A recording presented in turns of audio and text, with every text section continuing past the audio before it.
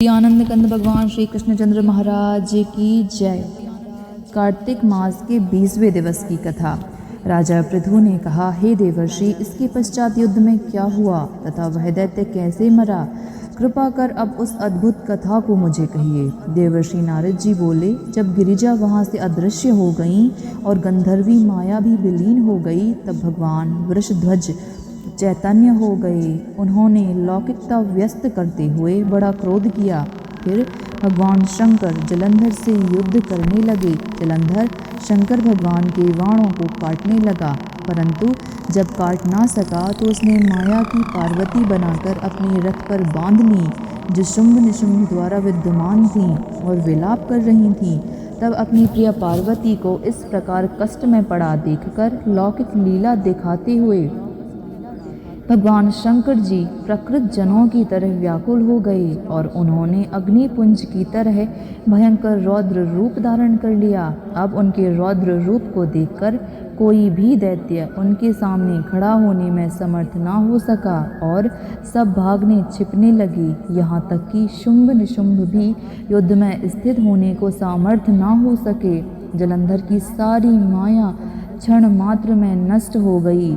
संग्राम में चारों ओर हाहाकार होने लगा।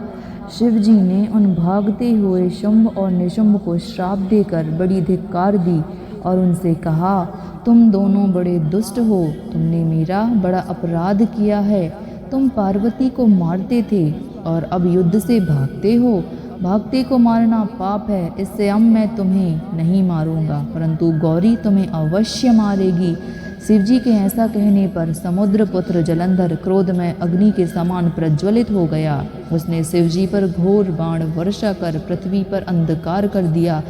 तब उस दैत्य की ऐसी चेष्टा देखकर भगवान शंकर बड़े ही क्रोधित हुए तथा उन्होंने अपने चरण गुप्त से बनाए हुए सुदर्शन चक्र को चलाकर उसका सिर काट लिया। एक प्रचंड शब्द के साथ उसका सिर पृथ्वी पर गिर पड़ा और महान हाहाकार होने लगी। अंजन पर्वत के समान उसके शिर के 2 खंड हो गए। उसके रुधिर से संग्राम भूमि व्याप्त हो गई, सारी पृथ्वी विफल हो गई।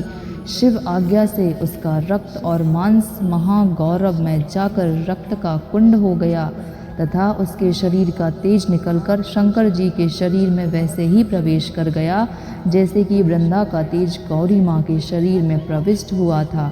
जलंधर को मरा हुआ देखकर देवता, गंधर्व और सभी प्रसन्न होकर जय जयकार करने लगे। बोली आनंद कंद भगवान श्री कृष्णचंद्र महाराज की जय। बोली देवादिदेव महादेव उमापति महादेव की जय। जो स्त्री अथवा पुरुष कार्तिक के माह में प्रतिदिन इन कथा का श्रवण करेगा, भगवान की कृपा उसे अवश्य ही प्राप्त होगी। उसके जीवन के सारे रोग दोष समस्याएं समाप्त होंगी और वह पुण्य का भागीदार बनेगा।